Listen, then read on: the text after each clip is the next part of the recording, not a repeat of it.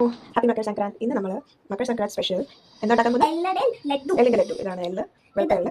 ഗീ വേണം നമുക്ക്. കപ്പലണ്ടി വെരി എക്സലന്റ്. പിന്നെ 2 ഏലക്ക. അപ്പം നോർത്ത് ഇന്ത്യയിൽ ഇതിനെന്താ പറയുന്നത്? തിൽ ഗുഡ് കാ ലഡു. അപ്പോൾ ഇന്ന് നമ്മൾ എള്ളിന്റെ ഒരു ലഡു ഉണ്ടാക്കാൻ പോകും. Okay okay.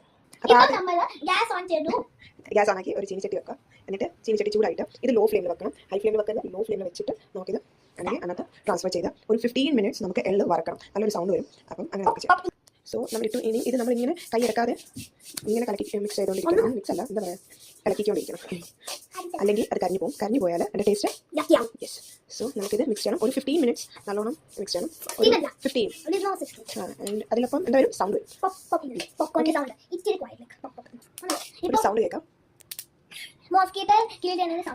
ഇങ്ങനെ സൗണ്ട് വരും. അപ്പോൾ നമുക്കൊന്നുകൂടെ ഇളക്കാൻ നല്ലോണം ഒരു 10 മിനിറ്റ് 15 മിനിറ്റ് ഞാൻ പറഞ്ഞു. 15 മിനിറ്റ് ഇളക്കിയാൽ നല്ലതാണ്. കരിയരുത്. അത്രേ ഉള്ളൂ. ഞാൻ പറയാൻ പറഞ്ഞു. ഞാൻ എടുത്തത് 250 grams ആണ് എല്ലാം എടുത്തേക്കുന്നത്. ഇത് ലോ ഫ്ലെയിമിൽ നല്ലോണം നമുക്ക് ഇളക്കിയെടുക്കാം. മധുരം നമുക്ക് ഇഷ്ടമുള്ള അത്ര എടുക്കാം.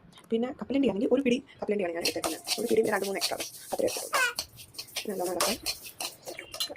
ഇത് നല്ലോണം 15 മിനിറ്റ്സ് റോസ്റ്റായി. നമുക്ക് കളർ ഇച്ചിരി ചേഞ്ച് ആയിട്ടുണ്ട്, ബ്രൗൺ. ഇതിനെ നമുക്ക് പാത്രത്തിലോട്ട് ട്രാൻസ്ഫർ ചെയ്യും. അപ്പോൾ നമ്മൾ പാത്രത്തിലോട്ട് ട്രാൻസ്ഫർ ചെയ്തു. ഇനിയും ഈ പാത്രത്തിലോട്ട് നമ്മൾ എടുത്ത് വെച്ചിട്ട് കപ്പലണ്ടി ഇട്ട് റോസ്റ്റ് ചെയ്യാം. നമുക്ക് റോസ്റ്റ് ചെയ്യാൻ അറിയില്ല, എത്ര പരുവാണെന്ന് അറിയാമല്ലോ. നമുക്ക് റോസ്റ്റ് ചെയ്തെടുക്കാം. നമുക്കിതൊന്ന് വറുത്തെടുക്കാം. എന്താ പറയുക, റോസ്റ്റ് ചെയ്തെടുക്കാം. ഇത് റോസ്റ്റ് ചെയ്ത് ഇതിൻ്റെ തൊലിയൊക്കെ എടുത്ത് കളഞ്ഞിട്ട് വേണം ചെയ്യാൻ, അല്ലെങ്കിൽ ആ ചുവ കാണാൻ.